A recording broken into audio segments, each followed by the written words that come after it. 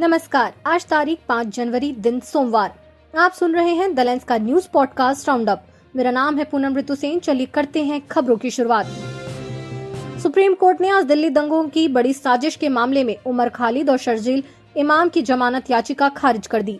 Supreme court ने गैर कानूनी गतिविधियां अधिनियम 1967 के तहत उनके खिलाफ प्रथम दृष्टया मामला बनने की बात कही है। दूसरी तरफ कोर्ट ने इस मामले में कुछ अन्य आरोपियों गुलफिशा, फातिमा, मीरा हैदर, शिफा और रहमान, मोहम्मद सलीम खान और शादाब अहमद को जमानत दे दी। खालिद और इमाम के संबंध में कोर्ट ने कहा है कि वे संरक्षित गवाहों की जांच के बाद या आज से 1 वर्ष बाद अपनी जमानत याचिकाएं फिर से दाखिल कर सकते हैं। देश में दूषित पानी का संकट थमने का नाम नहीं ले रहा। इंदौर में जहरीले पानी से 17 मौतों के बाद अब गुजरात की राजधानी गांधीनगर, कर्नाटक और उड़ीसा के जवाहर नवोदय विद्यालय में गंदा पानी से लोगों के बीमार होने के मामले सामने आए हैं। गांधीनगर में टाइफाइड का प्रकोप फैल गया है। इस रिपोर्ट को लिखे जाने तक 113 से ज्यादा मरीज सामने आए हैं, जिसमें सबसे ज्यादा बच्चे प्रभावित हुए हैं।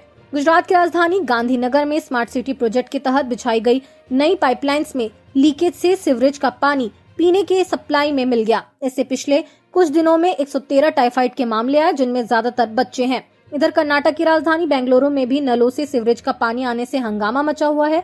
लिंगराजपुरम के KFSC लेटआउट में नलों से बदबूदार गंदा पानी आ रहा है। सीवरेज मिक्स होने की शिकायतें हैं। 30 से 40 घरों में लोग पेट दर्द, उल्टी और डायरिया से पीड़ित हैं।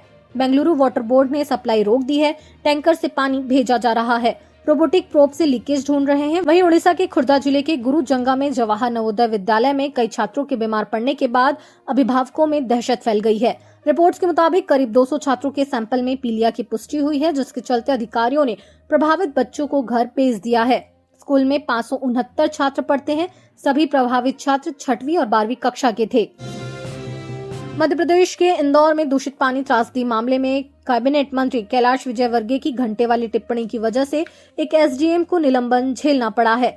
सरकारी आदेश में पूरे बयान का जिक्र करने पर यह कार्रवाई की गई है। दरअसल देवास के SDM आनंद मालवी ने कांग्रेस की प्रस्तावित रैली की सुरक्षा के लिए जारी इस आदेश में कांग्रेस के उस ज्ञापन के एक हिस्से की हुबहू नकल उतार दी थी, जो प्रमुख विपक्षी दल ने विरोध प्रदर्शन की पूर्व सूचना के लिए प्रशासन को दिया था।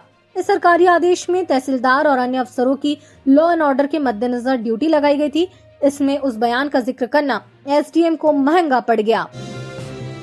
केंद्र सरकार के 8वें वेतन आयोग की स्थापना के बाद असम पहला राज्य बन गया है, जिसने राज्य में 8वें वेतन आयोग की स्थापना की है।